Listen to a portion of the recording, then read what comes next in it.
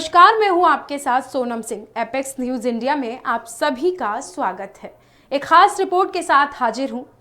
बुलंदी पाने के लिए कोई तो कंधा चाहिए, रास्ता दिखा चलने को कोई बंदा चाहिए। खुद की ताकत एक हद तक काम करती है, परेशानी में सहारा देने वाला बंदा चाहिए।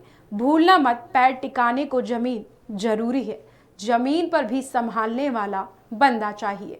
ऐसी तमाम कविताएं हैं जो अटल जी ने अपने शब्दों में पिरोकर लिखी हैं, और इन कविताओं से लोगों के दिलों पर राज करने वाले अटल जी अब हमारे बीच तो नहीं, लेकिन उनकी कविताएं सदियों तक जीवंत रहेंगी।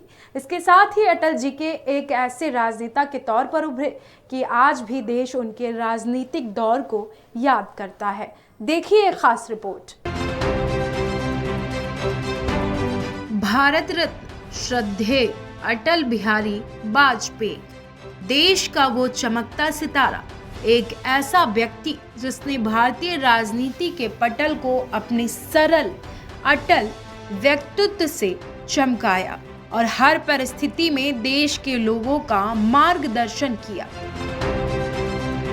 वो ऐसे पहले राजनेता जो देश के 3 बार के प्रधानमंत्री बने, 40 साल तक राजनीति में बने रहे।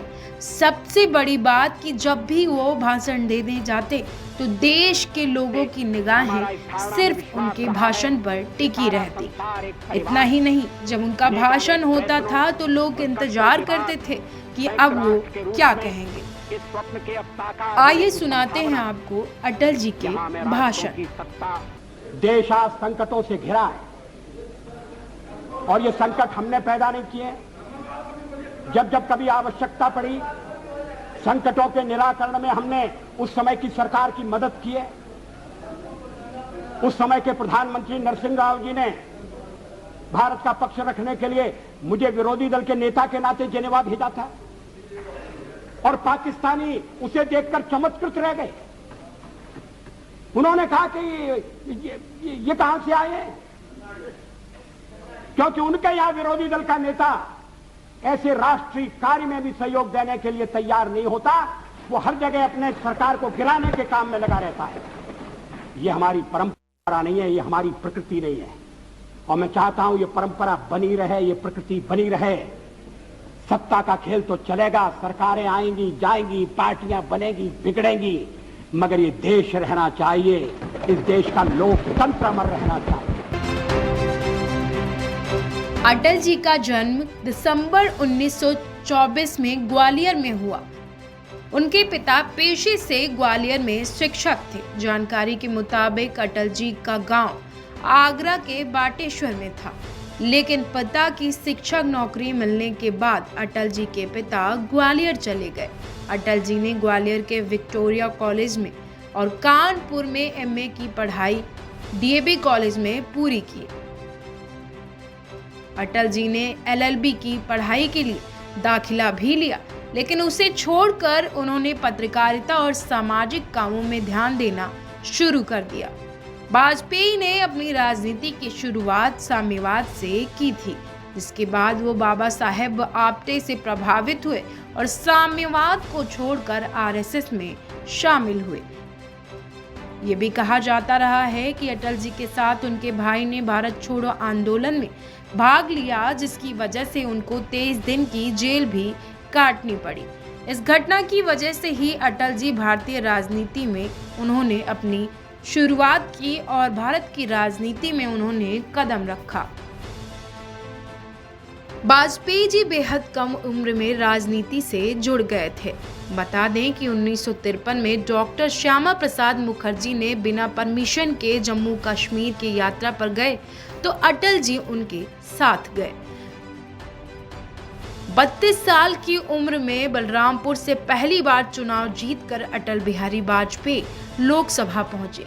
1957 का लोकसभा चुनाव वाजपेयी जी ने 3 जगहों से लड़ा, लेकिन उन्हें जीत बलरामपुर से हासिल हुई।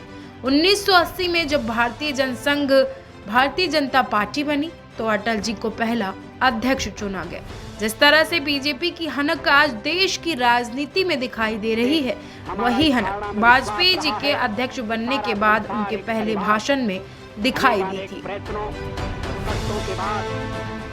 अटल बिहारी दूसरे ऐसे नेता हैं जिन्होंने लोकसभा चुनाव का सबसे ज्यादा बार चुनाव जीता है। 10 बार बतौर सांसद रहे हैं वाजपेयी जी। संसद में 50 सालों तक किसी न किसी पद पर अटल बिहारी वाजपेयी विराजमान रहे हैं। 3 बार देश की कमान संभालने वाले अटल जी सबसे लोकप्रिय नेता रहे हैं। अटल बिहारी वाजपेयी पहले 16 मई से 1 जून 1996 तक देश का नेतृत्व किया प्रधानमंत्री के तौर पर, और फिर 1998 में, इसके बाद 19 मार्च 1999 से 22 मई 2004 तक प्रधानमंत्री के तौर पर भारत का नेतृत्व किया। वो हिंदी कवि, पत्रकार के साथ एक प्रखर वक्ता थे। अटल जी ने अपने कार्यकाल में 11 मई और 13 मई 1998 में पोखरण में 5 भूमिगत परमाणु प्रशिक्षण विस्फोट करके भारत को परमाणु शक्ति संपन्न देश घोषित कर दिया। परमाणु प्रशिक्षण से दुनिया को ये जता दिया कि भारत किसी से कम नहीं। इसके साथ ही उन्होंने भारत और पाकिस्तान के संबंधों को सुधारने के लिए एक बस सेवा की भी शुरुआत की। 19 फरवरी 1999 को सदाए सरहद नाम से दिल्ली से लाहौर तक बस सेवा शुरू की गई। इस सेवा का उद्घाटन करते हुए प्रथम यात्री के तौर पर वाजपेयी जी ने पाकिस्तान की यात्रा करके नवाज शरीफ से मुलाकात की और आपसी संबंधों में एक नई शुरुआत की। ऐसी तमाम उपलब्धियां हैं जो अटल बिहारी वाजपेयी के नाम हैं।